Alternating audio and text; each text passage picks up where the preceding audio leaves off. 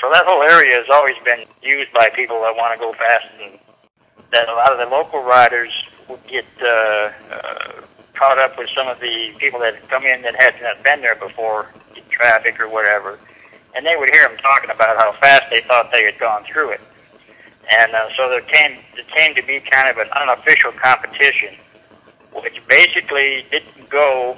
It's only a 10-mile competition. It doesn't go all the way from the lake to the store. It goes from the overlook to the store. And with radio stuff the way it is there, you can't really do walkie-talkies too well because of the mountains and everything. So what we did was we put together a little unofficial thing where you started at the overlook, you went to the store, and there was a guy at the store gave you a little ticket tag or strip or something, and then you came back to the overlook. And then whatever time that took, you divided that by 2, and that was your time on the gap. So you had a two-way run, basically, kind of like they do at Bonneville or whatever. And it was not sanctioned. It was not done, without traffic or anything. It was done just, whatever day you're there, you want to try it, you can try it. And there were a lot of numbers thrown around, but the official times and everything were taken basically from the overlook to the store and back. And most people don't know that. They think, well, it's from the lake to the state line or one way, different things like that. And everybody has a way of measuring their time that's different. I know there are some road racers that have practiced on that road. There was a guy out of North Carolina, I can't think of his name now, but he had a road racing effort, and he used to come out there with his actual full track bike and run that course, and he ran very, very fast. He was, I think he was in the 8s at least, but 8 minutes, I mean. But, that's a unique situation, and it's done under conditions that are, better than normal. Most of those big, heavy, good times were set usually in the fall of the year when the air was a lot denser. They were done in the times when there was no traffic. It was pretty well thought out when they were trying to create some kind of record.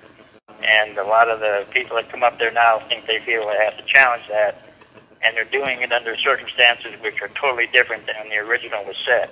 Right. So, it's really not fair, and I try to play down the speed because speed doesn't get you the enjoyment on that road that just enjoying the curves and getting into a rhythm will.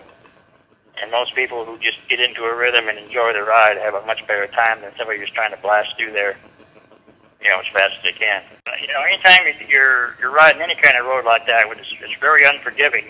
You don't have a lot of recovery areas. So if you get into a rhythm and lefts and rights and whatnot, and you get out of sync a little bit and try to recover, chances are you're going to crash. And most people, I tell them that, if they're doing that, I said, if you don't feel comfortable, you get out of sync a little bit, stop. Completely come to a stop and start over.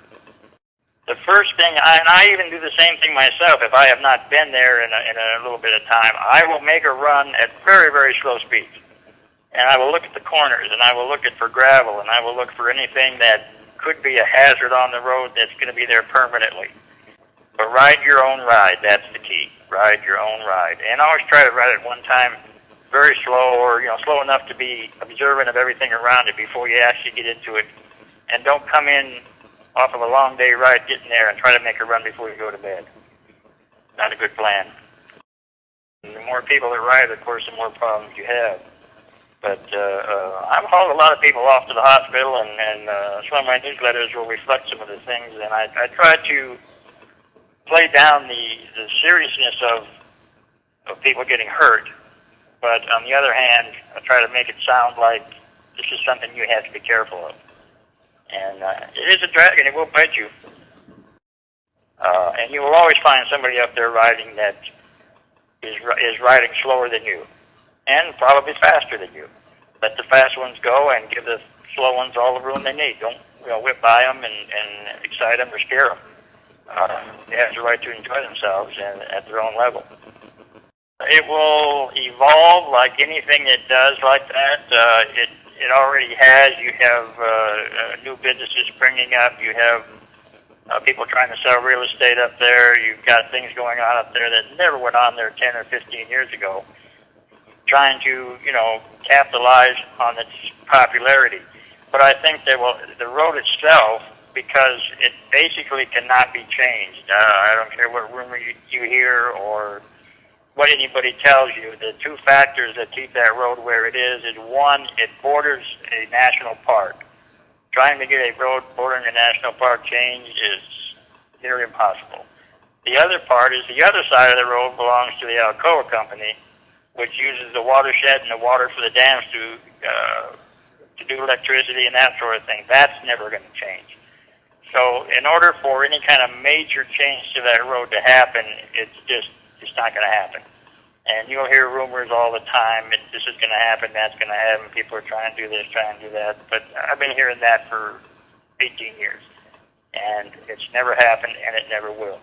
I think it keeps the thing alive, and I think you get a bunch of bikers up there talking about their experiences, relating to experiences of other people through magazine articles, through videos, through whatever means. It will only draw another generation up there. I think it will probably go on forever in one form or another. As long as there are motorcycles, there's going to be people riding the gap. It has a life of its own. And I've talked to people when I was there that came from Europe. I remember a guy actually came from Europe, him and his brother. They bought motorcycles in New York and bought some old bikes, and they rode down there. And that's the same thing all over the world. People that come to the Gap will pass that on, and there will always be people wanting to ride that road.